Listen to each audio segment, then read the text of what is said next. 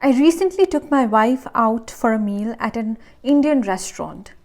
On the table next to ours, there was a man and a woman in their 40s, both fairly obvious from the Indian subcontinent. The woman spoke articulately and was very loud, which is why I had a little choice but to hear her.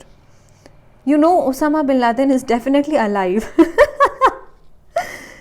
I was like, what? At this point, I asked my wife to keep quiet. He's somewhere in Africa. Mother to young daughter. Oh gosh, what is it that I'm forgetting about? Was it something for daddy? Daughter in loud, shrill carrying voice. I remember, mummy, it's testicle remover. What? Dead silence in whole store as mother stares open-mouthed at innocent 6-year-old. Mother, cuticle. The word is cuticle. Cuticle remover. Oh gosh. I've never seen anyone look so embarrassed in my life. I had to hide behind the counter while trying not to pee myself with laughter. Actually, sometimes kids say such horrible stuff that they don't even know the meaning of, and it's super awkward for us adults. It's the innocence of the child, but at the end of the day, it's embarrassing, right?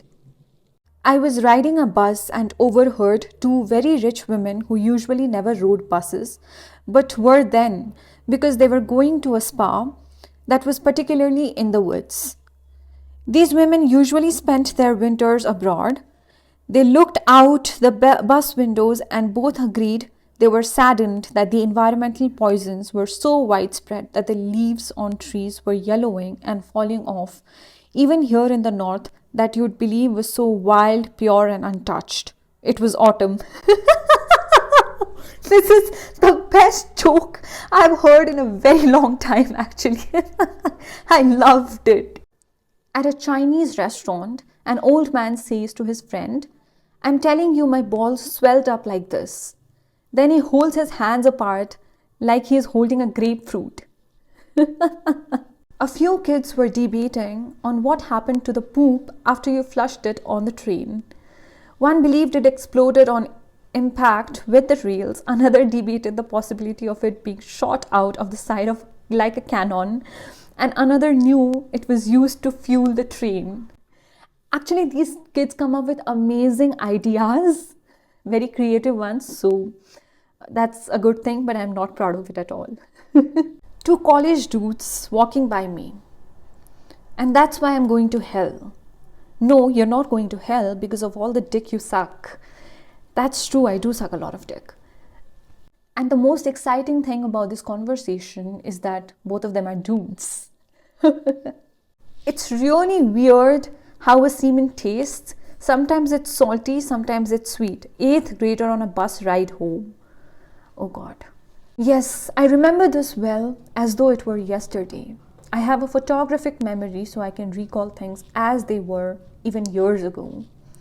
I was 4 years old. I was looking forward to eating breakfast in the kitchen with my mother and grandmother.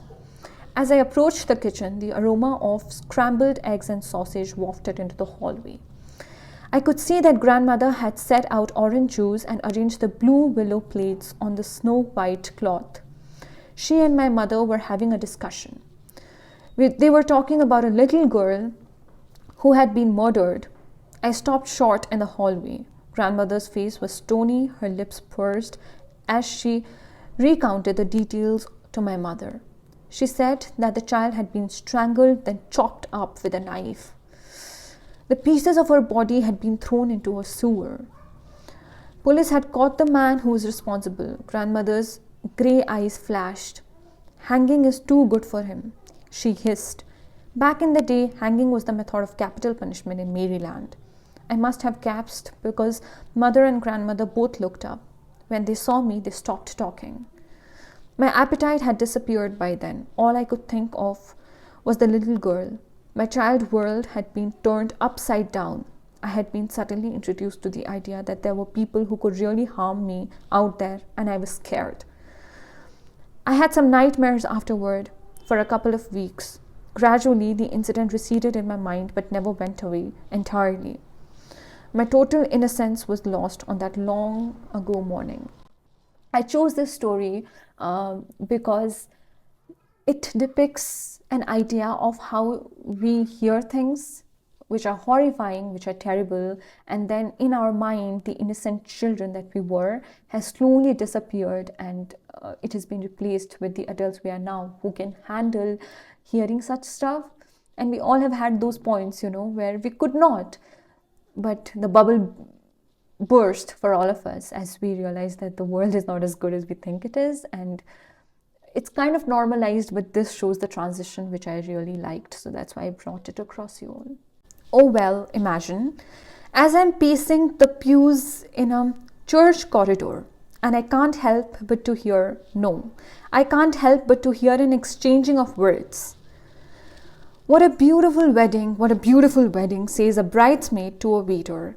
And yes, but what a shame the poor groom's bride is a whore.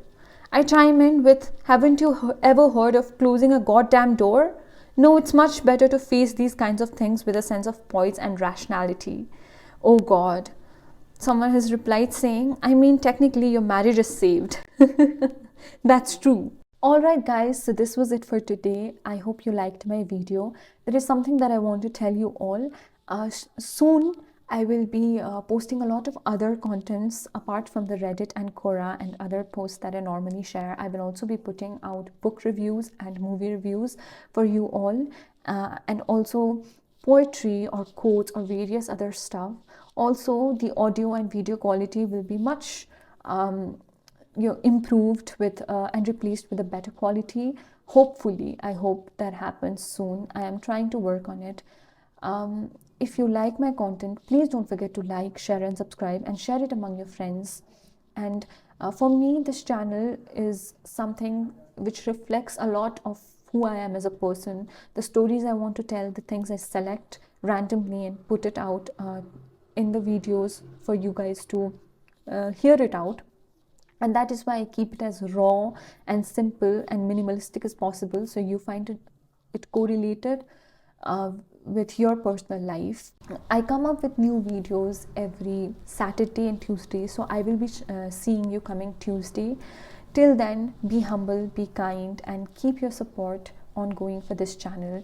And I promise to bring across more of such stories, more of such content for you to hear out and for you to relate to. Bye bye.